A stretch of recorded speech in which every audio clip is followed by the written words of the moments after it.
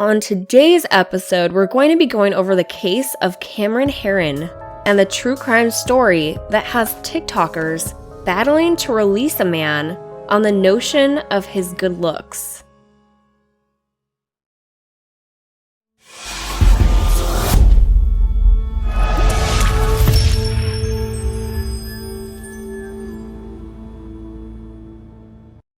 Cameron Herrin was an 18-year-old boy who had just graduated high school. He was gifted a shiny new Ford Mustang as a graduation gift from his parents. He was really happy and had so much fun with his new car. He loved his speed and would go around racing on the streets with his friends. He was too busy having fun to care about the consequences of his actions would result to.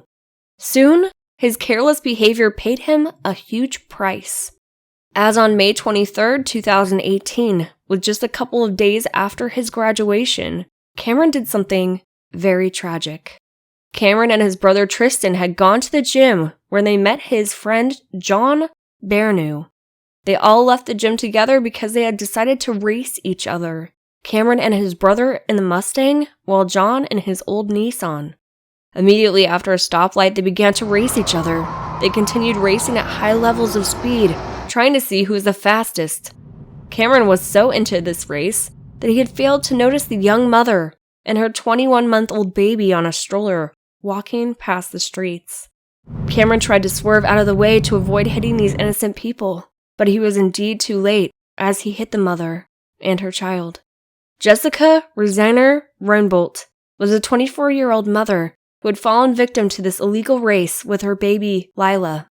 She laid in the road after the accident, asking for her daughter. She was of course rushed to the hospital but soon passed away, while her daughter Lila suffered a brain injury that could not be operated on and also passed away the next day.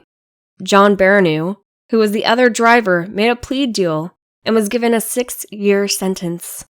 Tristan Herrin, the passenger in Cameron's car, was charged with participating in illegal racing, but his case was soon dropped since he was only a passenger.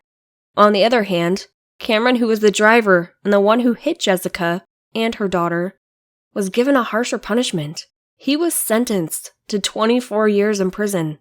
As Cameron's case went viral on TikTok, he immediately developed a fan base. People began to make TikTok edits of him, fangirling over him because of his good looks. Boys even began making TikToks pretending to be him. This case went so viral that the hashtag Cameron Herrin tag on TikTok has about 1.6 billion views, with people saying that he did not deserve the sentence, or that it wasn't intentional. The TikTok population had fallen so much for this criminal and had chosen to ignore his terrible actions mainly because he was young and handsome. To make this situation even more disturbing, they make jokes and create memes about the situation. A petition to get him out of prison has also been signed by a whole 25,000 people, saying his sentence is too long.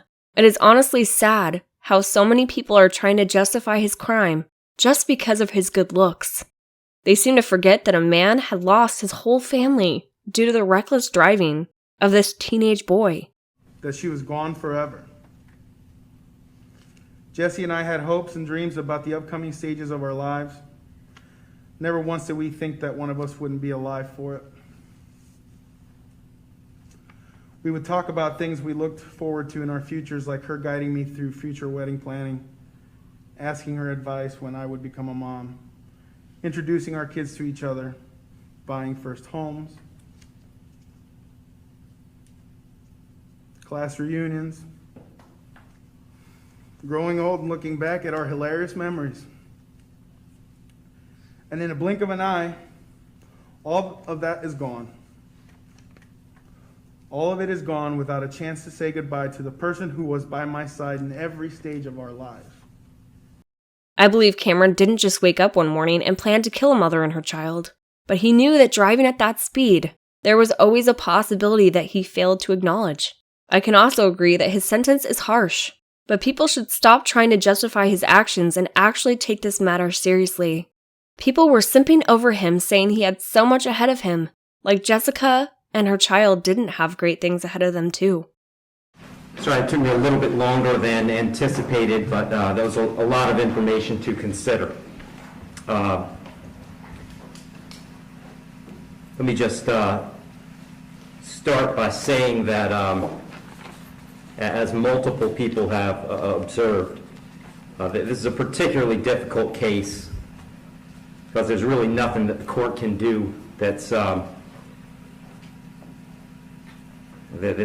capable of fixing the harm that has been caused to the victims in this case.